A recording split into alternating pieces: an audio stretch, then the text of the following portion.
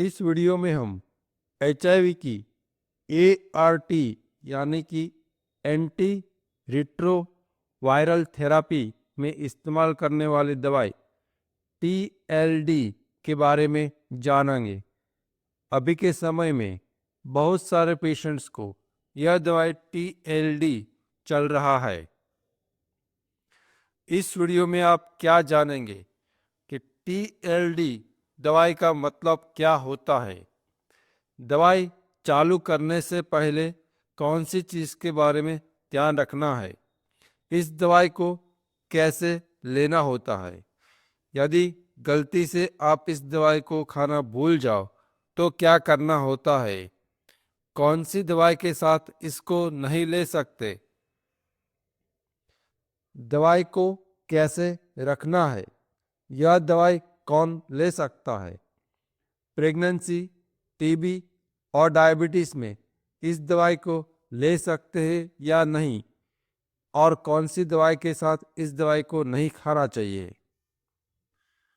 तो मैं doctor Ketan Ranpriya, HIV AIDS specialist, YouTube की सबसे बड़ी और विश्वसनीय HIV एड्स चैनल्स पर आपका स्वागत करता हूं। TLD इस किस्म का कोई डब्बा कलर और हो सकता है जिस पर ऐसी दवाई का नाम लिखा है, और आप वहां पर आप चेक कर सकते हो कि आपकी दवाई TLD है या कोई और है। TLD एक ही गोली के अंदर 3 किस्म की दवाई होती है। टी का मतलब होता है टीनोफोविन जो 300 मिलीग्राम होती है, एल का मतलब होता है लेमिविडिन जो 300 मिलीग्राम होती है, और डी का मतलब होता है डॉल्टोग्राविर 50 मिलीग्राम होती है। तो आप एक गोली खा रहे हो तो इस एक ही गोली के अंदर 3 किस्म की दवाई है। अब दवाई चालू करने से पहले हर मरीज को अपने डॉक्टर्स को बताना चाहिए कि क्या यदि आपको कोई और बीमारी है, क्या उस बीमारी के लिए कोई दवाई आप खा रहे हो, आपको किसी किस्म की दवाई से की एलर्जी है, क्या आपको लीवर से जुड़ी हेपेटाइटिस बी या हेपेटाइटिस सी नाम की बीमारी है, आपको किडनी के संबंधित कोई तकलीफ है, या हड्डी के संबंधित कोई बीमारी है। यदि ऐसा कुछ भी है तो दवाई चालू करते वक्त आपको आपके इस चीज़ के बारे में आपके डॉक्टर को अवश्य बताना चाहिए। अब इस दवाई को कैसे लेना होता है, इस दवाई को 24 घंटे में एक बार लेना होता है, लेकिन आपको एक बार लेने का टाइम फिक्स करना है। इसको सुबह दोपहर शाम कोई भी टाइम आप चूज कर सकते हो, लेकिन हम ज़्यादातर यही सलाह देते हैं कि इस दवाई को आप रात में ले, लेकिन आप कोई भी टाइम पे लो, दवाई उतना ही काम करेगा, लेकिन रात को लेने पर आपको दवाई मिस होने का संभावना कम रहेगा और साइड इफेक्ट आपको महसूस होने की संभावना कम रहेगी।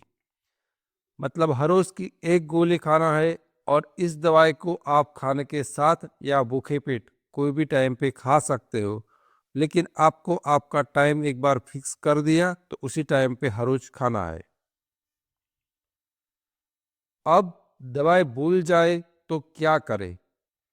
तो मान लो आपने दवाई खाने का टाइम रात का 10 बजे का डिसाइड किया है, तो यदि आपको ये समय डिसाइड किया है उसके 12 घंटे के अंदर, यानी कि सुबह के 10 बजे से पहले आपको आपकी दवाई याद आ जाए तो आपको भूली हुई दवाई को खा लेना है। और यदि आपको सुबह के 10 बजे के बाद यानी कि 12 घंटे हो जाए आपकी निर्धारित दवाई का समय होने के बाद भी आपको याद ना आए, और उसके बाद याद आए, तो आपको भूली हुई दवाई को छोड़ देना है। यह दवाई कौन ले सकता है? इस दवाई को 10 साल से ज़्यादा उम्र वाले लोग और 30 किलो से ज़्यादा वजन वाले लोग जो HIV पॉजिटिव है तो वो लोग ले सकते हैं। आजकल ART सेंटर्स नेशनल प्रोग्राम्स में इसी दवाई को फर्स्ट लाइन के रूप में, यानी कि जो नया पेशेंट्स HIV पॉजिटिव आता है तो उसको यह दवाई दी जाती है, और जिस इंसान को जो पहली दवाई दे उस इंसान के लिए वह दवाई फर्स्ट लाइन रहेगा। स्विच थेरेपी यानी कि मान लो किसी और पेशेंट्स को कोई और जेडेलिन या तो TLE नाम की दवाई चल रही है, तो यह वाली दवाई उस दवाई से बेहतर है, तो उन लोगों को वायरल लोड का रिपोर्ट्स कराना है, और यदि वो 1000 से कम आने पे ये वही लोग TLE या तो जेडेलिन वाले लोग स्विच थेरापी के थ्रू मतलब इस दवाई पर स्विच कर सकते हैं, इस दवाई को चालू कर सकते हैं। दवाई खाने के बावजूद भी यदि किसी कारण से कुछ लोगों में वायरल लोड 1000 से ज़्यादा आए तो सेकेंड लाइन या तो ट्रीटमेंट फेल केस में भी इस्तेमाल कर सकते हैं, लेकिन वो डिपेंड करेगा कि आगे कौन कौन सी किस्म की दवाई खाया है। यदि किसी इंसान को हेपेटाइटिस बी और HIV दोनों है तो उसको हेपेटाइटिस बी के लिए कोई अतिरिक्त इलाज करने की ज़रूरत नहीं है, क्योंकि हेपेटाइटिस इस दवाई की TLD के अंदर जो टिनोफोविर 300 मिलीग्राम और लैमिवोडिन 300 मिलीग्राम है, यही दोनों दवाई HIV पे भी काम कर सकती है और हेपेटाइटिस बी पे भी काम करेगी। तो यदि किसी इंसान को HIV प्लस हेपेटाइटिस बी दोनों है तब भी उसको सिर्फ TLD ही लेना होगा, और TLD लेने से ही इंसान की दोनों बीमारी कंट्रोल में रहेगी। दूसरी बीमारी की दवाई लेनी हो, मान लो किसी को मलेरिया हो गया, टाइफाइड हो गया, फिर भी आपको HIV की TLD दवाई चालू रखना है। कुछ पेशेंट्स ये गलती बार बार करते हैं कि किसी और किस्म की मलेरिया की कोई तकलीफ आई और दवाई चालू किया तो ये दवाई कुछ दिनों के लिए बंद कर देते हैं, तो आपको तब भी HIV की दवाई को बंद नहीं करना है। हमेशा याद रखिए, किसी भी हाल में किसी भी स्वरूप में आपको आपके HIV को डॉक्टर को पूछे बिना HIV की दवाई में कोई बदलाव नहीं करना है। आपको पूरी गोली शाम को ही खाना है, जो भी आपने डिसाइड किया उसी टाइम पे खाना है, उसको आधा आधा कर कर एक टाइम सुबह एक टाइम रात को, ऐसा भी नहीं करना है। हाँ, यदि आप पूरी गोली निकल नहीं पा रहे हो तो 2-5 मिनट के अंतर पर आधी आधी गोली खा सकते हो। साइड इफेक्ट को रोकने के लिए आपको हर 6 महीने पे ये जांच करानी रहेगी। लीवर के लिए SGPT, डायबिटीज के लिए ब्लड शुगर, कोलेस्ट्रॉल के लिए लिपिड प्रोफाइल, किडनी के लिए सीरम क्रिएटिनिन और किडनी के लिए पेशाब का रिपोर्ट। तो यह रिपोर्ट आपको हर 6 महीने पे बिना भूले कराना ही है। दूसरी बीमारी की दवाई खाए या नहीं खाए उसके लिए एक वेबसाइट से www.hivdruginteractions.org, वहाँ पर आप अपनी HIV दवाई का नाम और यदि आप जो भी दूसरी दवाई लेना चाहते हो वो डालकर आप जांच सकते हो कि आप दवाई साथ में ले सकते हो या नहीं। खास परिस्थितियों जैसे कि सगर्भावस्था में, TB की दर्द में और डायबिटीज की दर्द में TLD के बारे में आपको क्या जानना आवश्यक है? क्या प्रेग्नेंट लेडी सगर्भावस्था में TLD दवाई ले सकते हैं?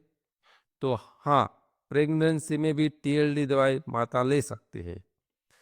माता में तेजी से वायरस कम होता है इस दवाई से, और तेजी से वायरस कम होने के कारण बच्चे में HIV होने की संभावना को कम कर देता है और सेक्स के थ्रू HIV को फैलने की संभावना को भी कम कर देता है।